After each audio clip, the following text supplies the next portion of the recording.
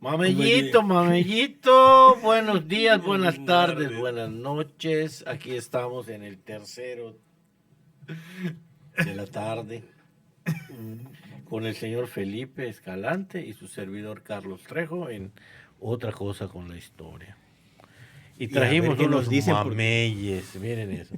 Falso mamey, una receta de Doña Regla de 1919, un recetario escondido, una joyita que tengo por allá, heredada de Doña María Luisa Trejo, y tiene esta receta. Es un recetario escrito de 1919. Carlos, ni has dejado que Felipe se presente y ya empezaste a Perdón. hablar de comida. Sí, gracias, producción. ¿Para qué me juntan si no? ¿Cómo era? ¿Para qué te damos el micrófono, verdad? Claro, exacto. Pero total, igual a nuestro público, quién sabe si le gusta o no oír tanta incoherencia. O a lo mejor eso les gusta, nos pueden decir, por favor, porque qué tan incoherentes somos a veces. O si eso les divierte. Porque nosotros nos la pasamos súper bien. Y eso sin necesidad de alcohol. Al menos por hoy. Nos tienen castigados. Pero imagínate, ni agua. Eso es. Pero hay mira, mamellitos. Pero hay mamellitos. Hay mamellitos. Carlos, mira, para empezar, otra vez no tenemos ningún tema preparado. Para variar. Pues Otra es que eso no vez. se debe llamar, es otra, algo así como la tómbola o en la esquina de los borrachos. Yo me siento como cuando ibas a tomar el fresco. O nos van a decir que tienen esos mamellitos que Que empiezan te a dejan decir. mamellito. No Pero necesitas estamos mamey, hablando Carlos. se supone que hablamos de historia, pero creo que traíamos algo entre manos, hablando de cómo la historia cómo terminamos hablando de historia en nuestros días. ¿Qué tanto creemos que impacta hasta hoy? Que como país tenemos traumas históricos.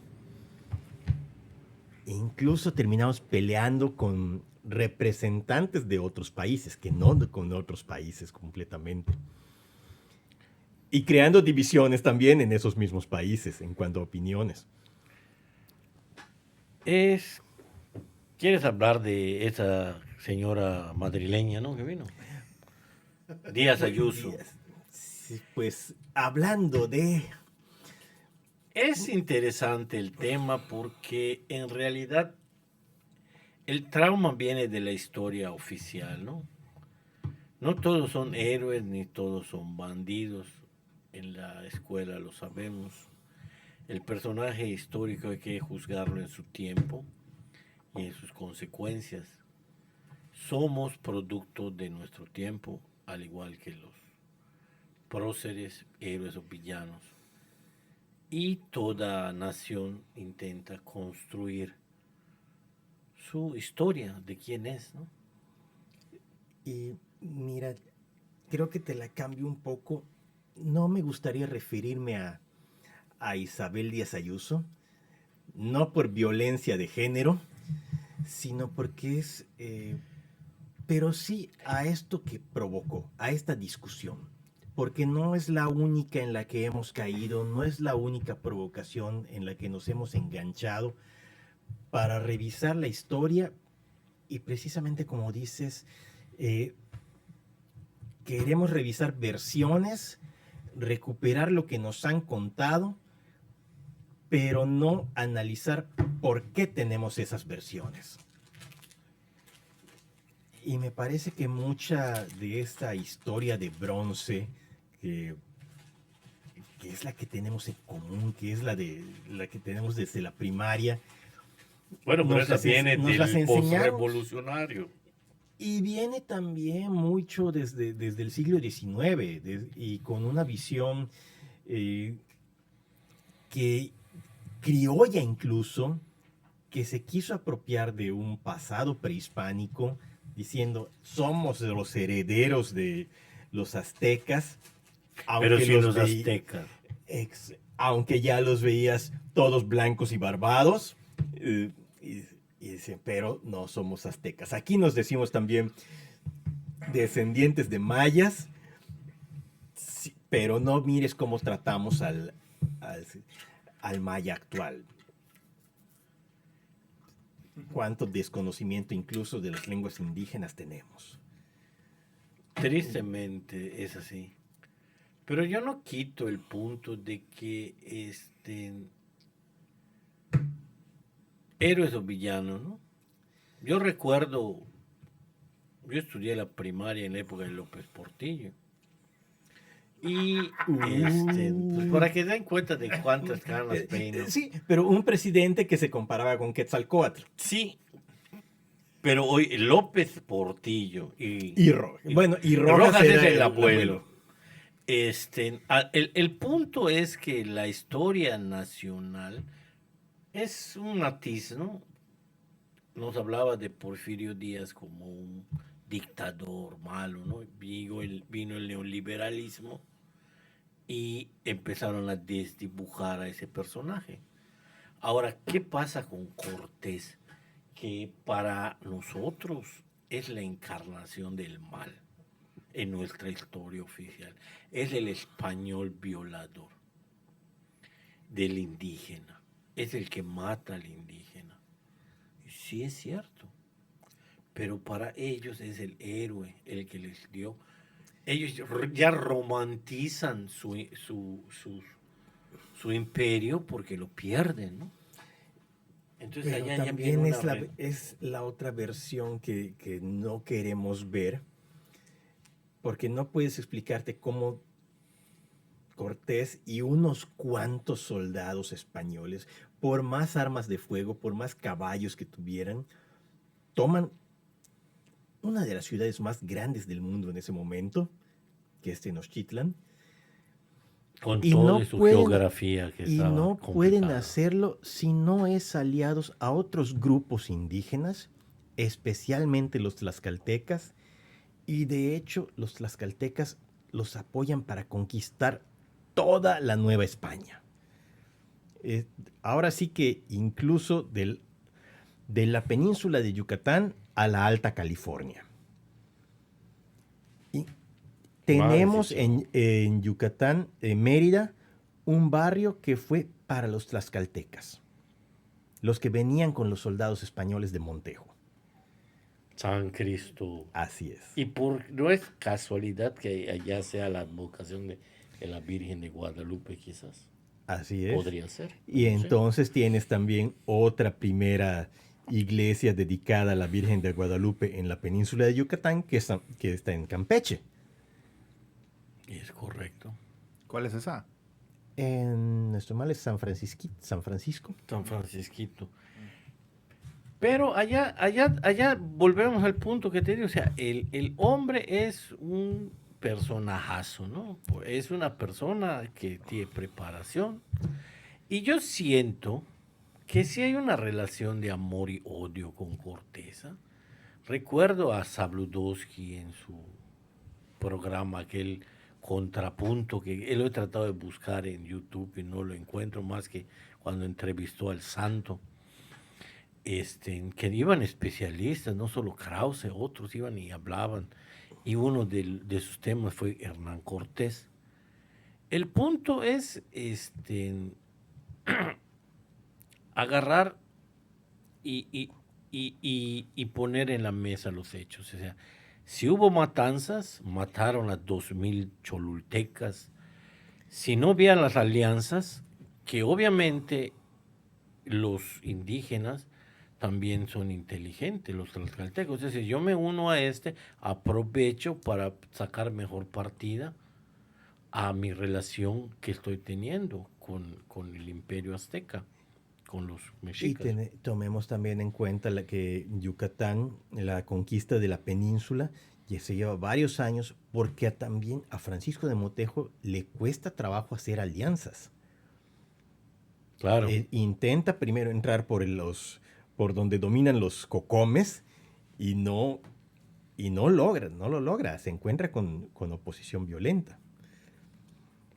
Sí. Hasta que logra aliarse con los Shues, otra familia, otros clanes, es que empieza a dominar un área de la península, no toda. Sí, porque no queda completamente. La montaña siempre La existió. montaña y la costa oriental siguen siendo territorio fronterizo, muy, muy poroso. Ya te fijas, muy callada la producción, ¿no? Ya. Completamente. Hoy sí nos está escuchando, no sé. Es que estoy pensando en que como que me parece muy interesante en esta historia de la conquista cómo le ponemos como todo el peso a Cortés y a ellos, digo, pues eran los que venían más de fuera, pero esa es una interpretación del siglo XIX, digamos, ¿no? O sea, ya casi nos consideramos como país, bueno, tal vez siglo XX. Entonces vamos a decir, esos de fuera son los más malos de los malos, ¿no? Y como también me parece súper curioso ahora como revisitando ese pensamiento, ¿no? De ese momento, como el conquistador que agrede a mi conquistador es mi amigo, ¿no? O sea, bajo la lógica de los tlaxcaltecas, pues Es un poco, correcto. o sea, estamos hablando de otro imperio que había aquí, que evidentemente por razones las que fuesen históricas no era tan poderoso aparentemente como el imperio español, o al menos con todo eso que pasó, pero me parece muy interesante como, siento que es como ladrón que roba ladrón. Desde cierta lógica no mirada tan desde una lógica anacrónica, sino me trato de pensar desde ahí y digo, pues tal vez funcionaba de esa manera. La otra parte es precisamente eso, que no estamos ahí, estamos hablando desde las ideas de nuestro tiempo y el riesgo es precisamente el hacer un juicio histórico desde nuestro tiempo. Cuando estos conquistadores traen otra idea de, pues incluso de cuál es la verdad, porque traen primeramente la idea de que están luchando por la expansión del cristianismo, la que cree en la verdadera religión, que tienen además, están saliendo todavía de unas décadas de la lucha de reconquista contra pues, los musulmanes de El España. mismo año que sacan a los de... El año que cae el último califato Bueno, es el año que se descubre América. Claro. Digo, y eso de descubrir, claro que con todos los asegúnes, pero bueno, es la llegada. Encuentros de todo el mundo. Hijo. Vamos a dejarlo. ¿Les parece bien? No. Pero Y mira, volvemos a un debate que ya tiene otro tanto que don Edmundo O'Gorman decía, hablemos de la invención de América. Porque es una idea completamente sacada de la mente. ya se puso incómodo, Carlos. No, no picaba mi espalda. O sea, pero me parece, Felipe, quisiera como preguntarles en esta vuelta de tuerca, como, ¿por qué es valioso seguir teniendo esta discusión? O sea, creo que para la palestra pública actual, sí hay un valor, no solamente en, voy a poner comillas aéreas que no se ven en la cámara, ¿no? Pero, ¿quién gana esa discusión? Si Díaz Ayuso o la 4T, ¿no? Por poner dos actores ahí. Pero pienso también como historiadores, ¿qué piensan del valor de esa discusión en la palestra pública actualmente? Creo que está padre. Mira, a riesgo de que me funen. Porque sí, porque creo que caemos también en que esta discusión se tiene que inscribir en el uso político de la historia. Y es toda una narración desde la política, no desde las fuentes históricas. Que si queremos aprender, vámonos a leer las cartas de relación de Hernán Cortés, vamos a leer a Bernal Díaz, vámonos, por supuesto, a León Portilla con la visión de los vencidos. ¿Qué quieres decir? Lo que podamos entender del Chilam Balam, del libro de los libros del Chilam Balam, que está ya... O sea, es que hay datos muy duros que hay que entender, como tú dices, la invención de América, pero también la invención de lo que somos, porque platicaba este tema y qué porcentaje de la población americana murió. No me refiero solo a la guerra, sino a las enfermedades. Tenemos un 80%, 70%. Y hasta eso creo que estamos... Entre viruela, tenemos sarampión y todo lo que tenemos vino que ser con las muy... carabelas. También le queremos echar la culpa a las carabelas. Qué curioso además que el relato de la llegada de la viruela es porque venía un negro contagiado, o sea, esa ya el es otra elemento historia. externo Ajá, claro. que tenía que ser. Entonces ya, fíjate, ya a la tercera raíz. La tercera, echando- como diciendo, la tercera raíz Ah. vino contaminada. Claro, ajá. Y vuelvo ¿quién gana? Creo que no gana nadie mientras sigamos en ese aspecto pero de sí es de importante politizar. entender que como raza o esa cuestión de hablar de América, si no fuera por los africanos, porque y los pocos indígenas que sobrevivieron, no se hubiera vuelto a poblar el país, América. Pocos, ¿dónde? Porque el Caribe, sí es cierto, hay varias zonas, varias islas en Caribe las que prácticamente sí lo eliminaron a la eliminaron población completamente. indígena. Estoy completamente de acuerdo, eso es La innegable. conquista insular, es así. Ahora, cifras reales de cuánta gente murió por la conquista, por las enfermedades, sí, mucha, pero también creo que estamos ante exageraciones, porque hay reportes también de este pueblo quedó deshabitado, abandonado por las enfermedades, con tal de dejar de pagar un tributo. Bueno, Lo que pero tuvimos aquí de vamos las a hablar. huidas a la montaña, poblaciones enteras que se negaban a vivir bajo campana, a decir, ya, Sí, esta es la reducidas. parroquia, Ajá. reducidas. Sí. Eh, Sí, Felipe, pero bueno, vamos se podría hacer, si la producción a lo mejor tiene por allá, vamos a sacar un aproximado, si tendríamos de España se sabe que un tercio de la población murió cuando hubo la cuestión de las peste bubónica y todo lo que vino allá. y mencionabas como que las enfermedades que vinieron, como la viruela, pero también México, no México, en América, y específicamente la meseta central, teníamos dos enfermedades, el Matlazáhuatl y el Cocolistli, muy parecidas en efectos a la peste, también terminaban diezmando a la población. Y venían por oleadas. Y también el dengue merengue, ¿no?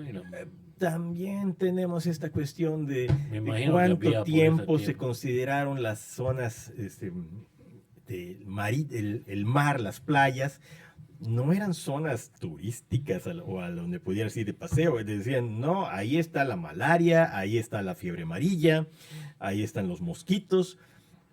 Sí, para los que no tenían los anticuerpos. Oigan, y yo me quedo pensando también cómo las ideas del presente, cómo afectan la forma en la que vemos el pasado. Después de haber vivido una pandemia, entendemos diferente las enfermedades. O sea, siento que cuando yo lo estudié, como la lógica de las enfermedades es como, sí, las trajo alguien en un barco y ya, ¿no? Y echas la culpa a la persona que iría en el barco.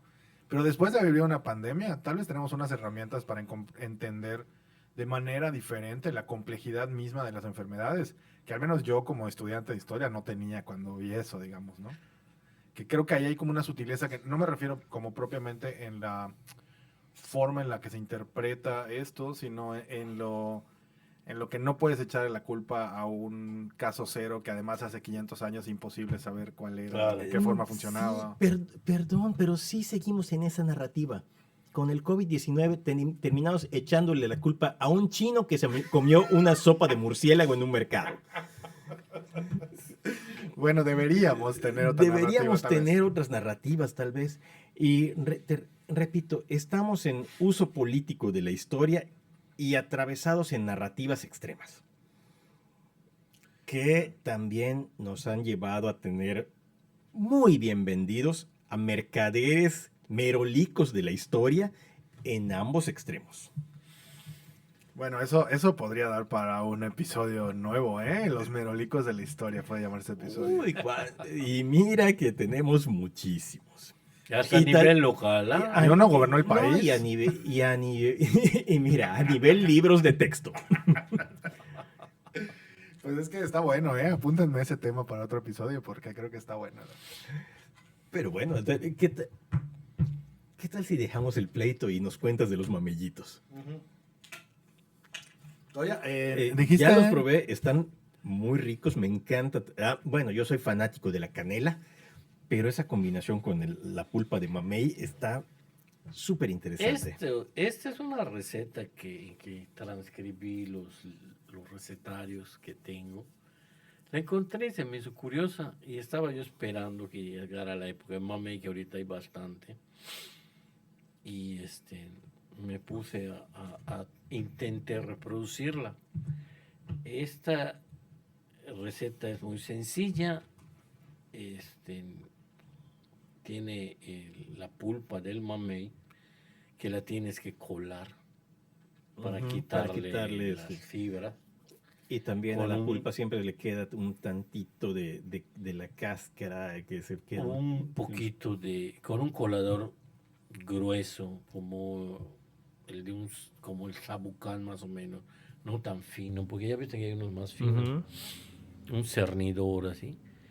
Y de esa mitad de la cantidad que consigas de mamey después de pasar al colador, es la misma cantidad de azúcar que vas a poner. Ok.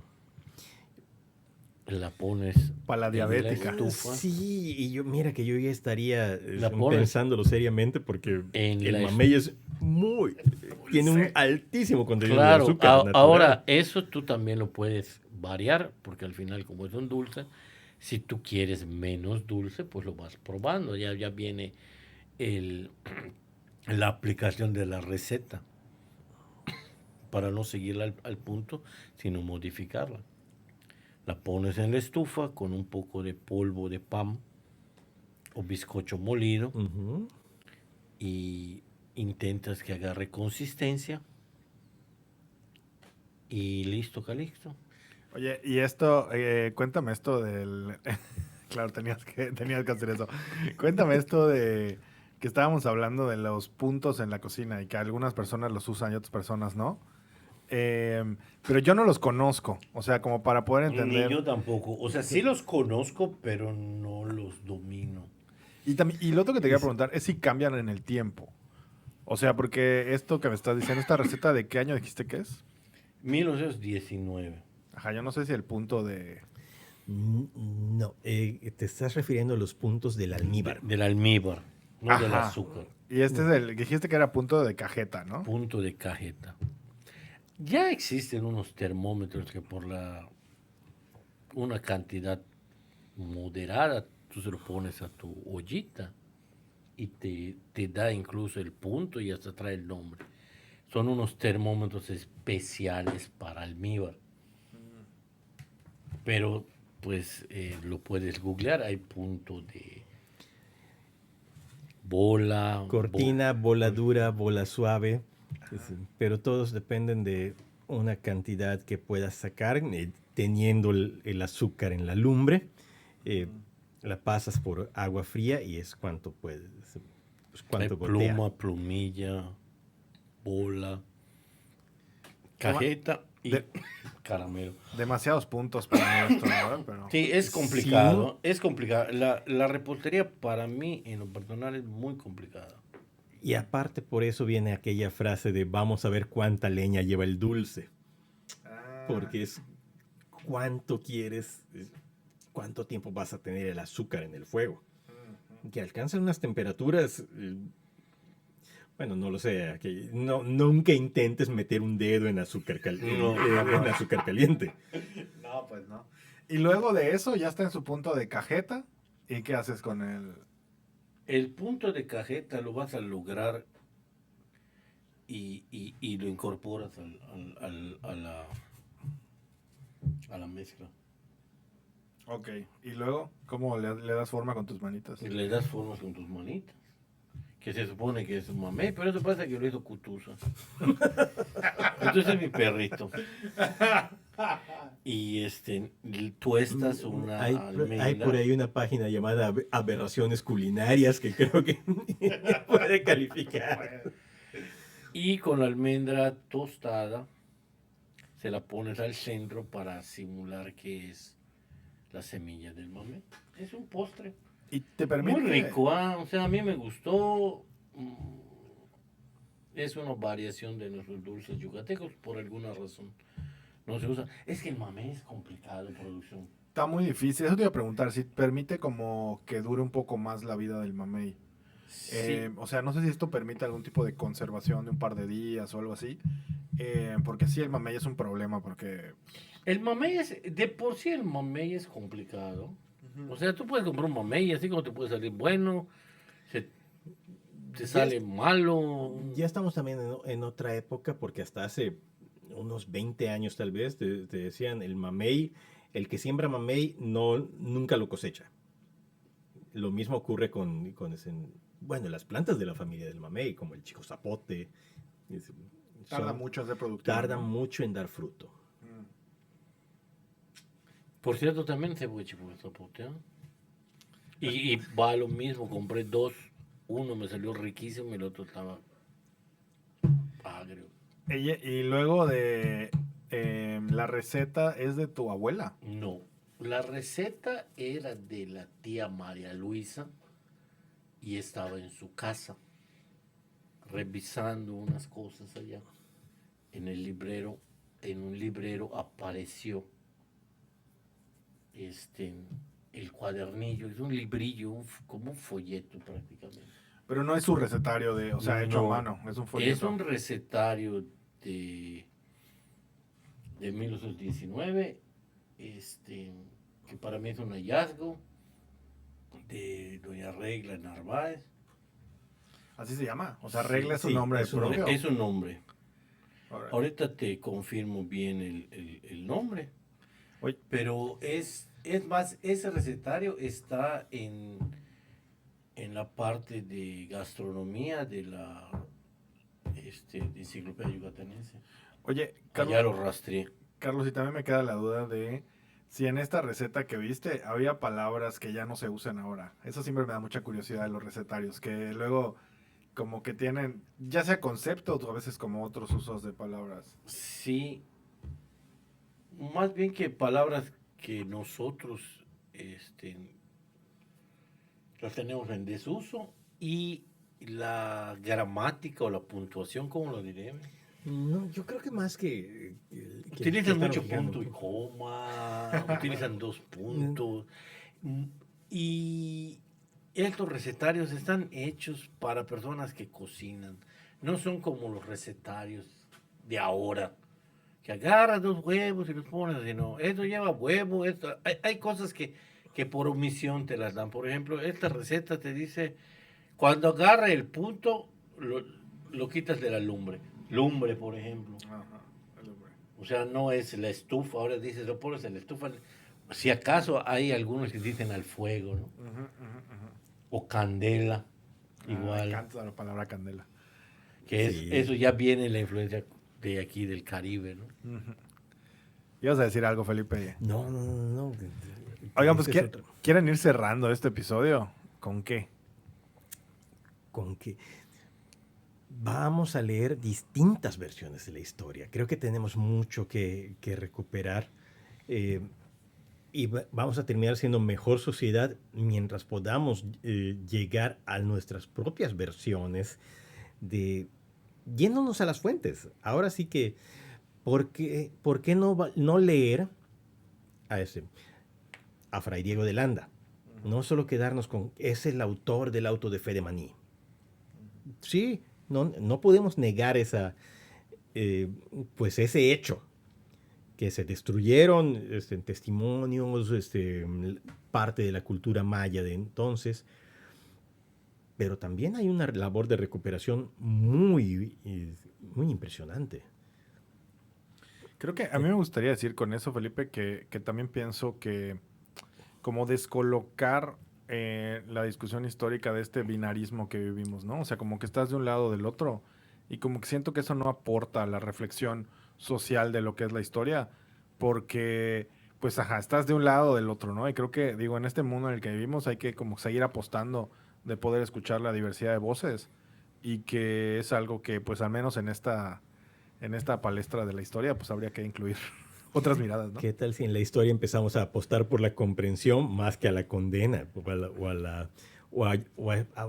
O seguir en el paradigma ahora sí que más que historia de bronce, de la geografía. Raza de bronce. No, porque más que héroes queremos santos. Claro. Es que si te pones a... Bueno, ya estamos cerrando, ¿no? Ya estamos cerrando, Carlos. Guárdala Doña para el siguiente. Regla Acevedo, ahí está. viuda de Novelo. Una La de esas primera era mi edición pariente. es de 1914 y yo tengo la edición del 19. Y para cerrar, yo diría que hay que asumir nuestra identidad y no juzgar a buenos ni malos. No hay héroes ni villanos en la historia. Esas son construcciones políticas, como dice Felipe, y esa es la historia que nos quieren vender oficial o la construcción de nacionalismos y de corrientes ideológicas. Esa no es historia. Pues con eso. Bueno, pues Gracias. con esto esperamos que nos comuniquen con nosotros, por favor, si les gustó, si no, vamos a platicar. ¿Por qué no? Mientras, buenos días, buenas noches, buenas tardes, donde quiera que estén, por donde nos vean.